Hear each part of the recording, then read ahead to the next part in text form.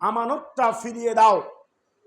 হকদার ব্যক্তি বলতে একটা উদাহরণ দিতে চাই, সেটা হচ্ছে যদি আমাদের এই মহল্লার অন্তর্গত যিনি মেম্বার রয়েছেন বা চেয়ারম্যান রয়েছেন, তার কাছে যদি কোনো বিধবা ভাতার কার্ড আসে, যদি কোনো চালের কার্ড আসে, সত্যিকার অর্থে যারা এগুলো পাওয়ার হকদার, যারা আসলেই হকদার, যারা গরিব অসহায় অচল মানুষ, তাদেরকে যদি দেয় তাহলে তার আমানত রক্ষা করা হবে। আর যদি টাকার মাধ্যমে, ঘুষের মাধ্যমে এইগুলো অন্যান্য মানুষের মাধ্যমে বিতরণ করে, তাহলে সে আমানতের খেয়ানত করবে। এটা শুধুমাত্র তাদের ক্ষেত্রে নয়, এটা আপনার ক্ষেত্রেও, আমাদের ক্ষেত্রেও হতে পারে, বিভিন্ন বিষয় হতে পারে। তো আল্লাহ রাব্বুল আলামিন এই দায়িত্ব আপনাকে আমাকে দিলেন, আদেশ করলেন আমানত হক যেটা, যার যে প্রাপ্য সেটা তাকে বুঝিয়ে দিতে হবে।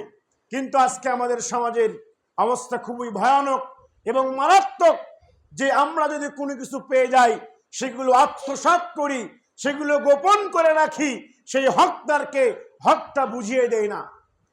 আল্লাহ রাব্বুল আলামিন, রাসূল সাল্লাল্লাহু আলাইহি ওয়াসাল্লাম তিনি বলছেন, আন আবি হুরায়রা রাদিয়াল্লাহু তাআলা আনহু কান নবী সাল্লাল্লাহু আলাইহি ওয়াসাল্লাম ইউহাদ্দিসুহু, আবু হুরায়রা রাদিয়াল্লাহু আনহু তিনি বলছেন যে আল্লাহর নবী সাল্লাল্লাহু আলাইহি ওয়াসাল্লাম আমাদের মাঝে ইউহাদ্দিসুহু কিছু বর্ণনা করতেছিলেন, বক্তব্য দিচ্ছিলেন, কথা বলছিলেন। এমত অবস্থায় ইদ জা আরাবিয়ুন, একজন গ্রাম্য ব্যক্তি আসলেন। ফাকালা ইয়া রাসূলুল্লাহ মাতাস সাআহ, হে আল্লাহর নবী কিয়ামত কখন সংঘটিত হবে?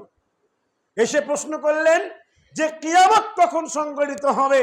আর আল্লাহর নবী উত্তর দিচ্ছেন ইজা উইয়াতিল আমানা ফান্তাদিরিস সাআহ, তিনি বলছেন যখন আমানতটা উঠে যাবে, যখন মানুষের ভিতরে আমানতদারিতা থাকবে না, এই আমানত যখন উঠে যাবে তখন কিয়ামতের জন্য অপেক্ষা করো। তখন আল্লাহর নবীকে বলছেন কিভাবে অপেক্ষা করবো, আমানত উঠে যাবে কিভাবে বুঝবো?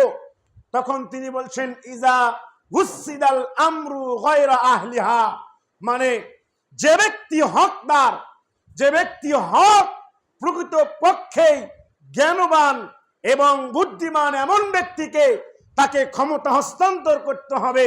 এবং যদি কোনো ব্যক্তি, যদি যে অযোগ্য ব্যক্তি, যার যোগ্যতা নেই, যার জ্ঞান নেই, এমন কোন অযোগ্য ব্যক্তিকে যদি কোনো সমাজের নেতা হয়, এমন কোন সমাজের এমন কোন ব্যক্তি যদি কোনো মহল্লার নেতা হয়, তাহলে মনে রাখো ওই মূর্খকে সেই নেতা সমাজের দায়িত্ব দেওয়ার কারণেই কিয়ামত সংঘটিত হবে, আর তাদের মাধ্যম দিয়ে আমানত উঠে যাবে।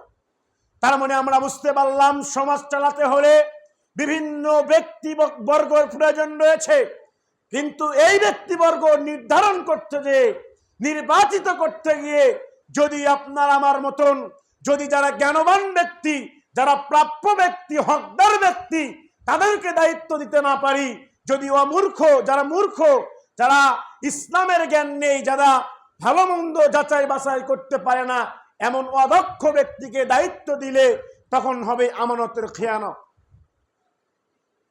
তো এই আমানতের বিভিন্ন প্রকারভেদ রয়েছে। আমানতের প্রকারভেদের সম্পর্কে বিভিন্ন বিষয় রয়েছে। আমানত হতে পারে পারিবারিক আমানত,